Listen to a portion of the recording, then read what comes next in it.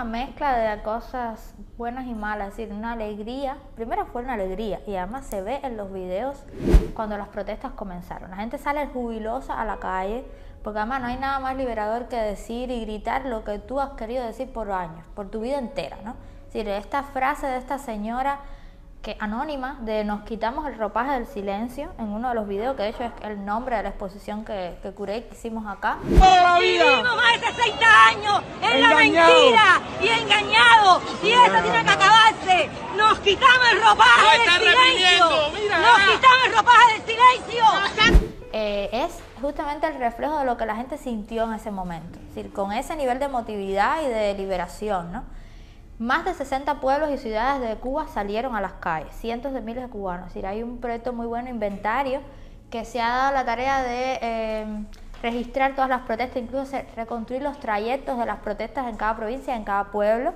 Y bueno, en efecto, las mayores protestas de la historia de Cuba posiblemente fue lo que se vivió. Pero inmediatamente llegó la represión, es decir, una represión sin precedentes también. En el día 11 y los días posteriores iban a cazar a la gente a su casa, porque además fueron mirando los videos y este fue el que lideró aquí, este gritó acá, no sé qué, y iban a buscar a la gente. Fue una cacería. A duras penas logró la sociedad civil cubana agenciarse para registrar los casos constantes, y nosotros pasamos 2 semanas sin dormir. Fue increíble porque los mismos familiares de las personas que salían a la calle y que detenían trataban de comunicarse con nosotros por la vía que fuera, daban con nosotros y nos decían, apunten el nombre de mi familiar, esta es la foto. Se empezaron a hacer carteles de estos detenidos, de los desaparecidos.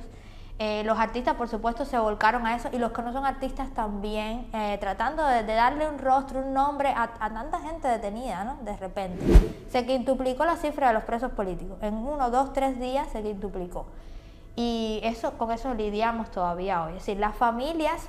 Fue increíble el drama humano que se vive, porque las familias empezaron a entender la importancia de denunciar. Algunas no querían denunciar al principio, después poco a poco. Cuando empezaron a violarle todos los derechos a sus familiares, cuando los familiares se pasaron semanas incomunicados, no sabían en qué estación de policía los tenían, no sabían si los habían llevado a las cárceles. Se empezaron a habilitar espacios para cárceles, porque las cárceles de repente ya no daban abasto en Cuba, ¿no? Todo eso pasó en el transcurso de pocos días, ¿no? Y fue terrible para esas madres, porque ni siquiera sabían dónde estaban sus hijos, ¿no? A la altura de hoy ya se hicieron la mayoría de los juicios, muchos juicios fueron sumarios, sin garantías de ningún tipo, sin abogados, sin testigos, simplemente condenados. Y los juicios posteriores, ya no sumarios, bueno, para las personas que les pedían, que tenían una petición fiscal más grande. Es decir, las condenas ahora mismo van hasta 25 años de privación de libertad, la mayoría por salir simplemente a la calle, gritar libertad, enfrentarse a las fuerzas policiales, que fueron los que comenzaron la violencia, justamente cuando Díaz-Canel dio esa orden de combate. Se le ponían palos y cabillas en las manos a esas fuerzas paramilitares. Si se ve en los videos, la represión policial es innegable. Las históricas protestas antigubernamentales en La Habana ya tienen un fallecido. La víctima de 36 años perdió la vida cuando participaba de disturbios en una estación policial. No es posible negarlo a la altura de hoy. Y el drama continúa. ¿Sí? Las madres siguen exigiendo la libertad de los hijos, son vigiladas, son encarceladas por hacer eso, por un derecho absolutamente legítimo de pedir justicia para sus hijos.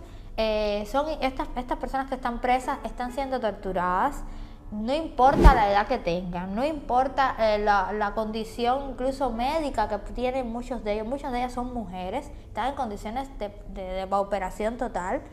Hay personas ancianas, sí, hay personas más de 60 años presas. Sí, está el caso famoso del profesor Pedro Albert Sánchez, un profesor de high school, ¿no? de lo que sería secundaria o preuniversitario en Cuba, que es un paciente de cáncer, lleva más de 1 año preso sin juicio. Ahora es que se le está haciendo el juicio a ese profesor, y ha pasado de todo en la cárcel. Es decir, ha hecho huelgas de hambre, muchos de ellos se ponen en huelga de hambre todo el tiempo, como tú decías, para luchar por algún derecho puntual, porque no se le ponga en celda de castigo, porque no se les incomunique, y una y otra vez se presentan estos informes de la ONU,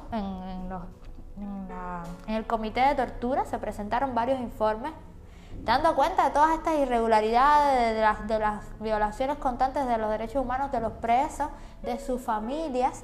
Y bueno, lo que sucede es que no ha pasado nada con eso, es decir, se conoce más, pero no hay un mecanismo vinculante que haga que Cuba tenga, aunque sea que abrir las prisiones.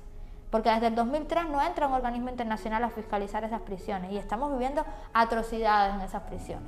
Los hijos están en las casas, a veces las madres ya no saben qué decirle, ¿dónde está tu papá? ¿Por qué tú no puedes ver a tu papá? Lo mismo sucede con las madres que están presas, no sé si están los hijos. Pasa también con los padres ancianos que se han quedado en las casas sin que haya quien pueda cuidar de ellos, porque esos hijos que están presos eran la fuente de todo para esos padres. Entonces, con una población totalmente envejecida en Cuba, eso es terrible, es decir, lo que está sucediendo. Y entonces, bueno, lo único que nos queda es denunciar, hacer historias de vida más humanas de cada una de estas personas. No lo podemos mencionar a 1000 presos políticos, pero no queda otra, es decir, hay que tratar de sacar a la luz al ser humano que está detrás de todo eso, que además es una víctima de un poder totalitario, pero también es un protagonista, es un actor del cambio de Cuba, porque además se están comportando de manera muy digna en las cárceles. Es decir, ayer mismo yo hablaba con una madre, con Jenny, que fue a ver a su hijo, Danis León Taboada, un muchacho de 20 y pico de años, muy joven, y las cosas que ese muchacho dice, las cartas que manda, el aliento que da a las personas que están afuera, en las calles todavía manifestándose, a sus propios familiares, a los amigos que siguen exigiendo la libertad de él, es increíble. Entonces eso está pasando y los presos siguen creciendo. Es decir, en las protestas recientes, porque ha sido como un largo proceso de protesta. Es decir, la eclosión grande fue el 11 de julio, pero después, en este año, las protestas no han cesado. Y todo el tiempo detienen personas y todo el tiempo aumentan los presos políticos. Ahora mismo hay una activista, Niurka Salcedo, muy buena, que se dedica a repartir medicamentos, a repartir en las comunidades más pobres, medicamentos, comida, y ella se le hizo un registro, se le encontró una bandera cubana con el letrero Patria y Vida y acaba de ser condenado a 8 años de prisión, ¿no? Entonces, una y otra vez más presos políticos.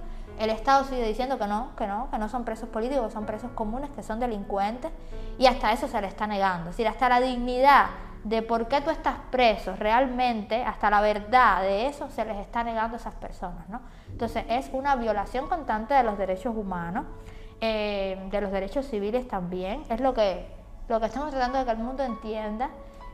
No existe forma de dialogar con esa dictadura cuando esa dictadura está ahogando a la gente y está violando los derechos humanos de su propio pueblo, ¿no? Entonces es eso, ¿no? La política hacia Cuba, desde los gobiernos, desde las organizaciones internacionales, desde los grupos, los movimientos sociales, desde todo tipo, desde los partidos políticos del mundo, tiene que tener en el centro esa violación de los derechos humanos, porque ese es el centro del drama cubano. Es decir, yo sé, por ejemplo, que el embargo es un tema muy trending, en fin, hay muchos temas trending alrededor de Cuba, pero realmente el centro es la violación de los derechos humanos por parte de un Estado totalitario hacia su propio pueblo.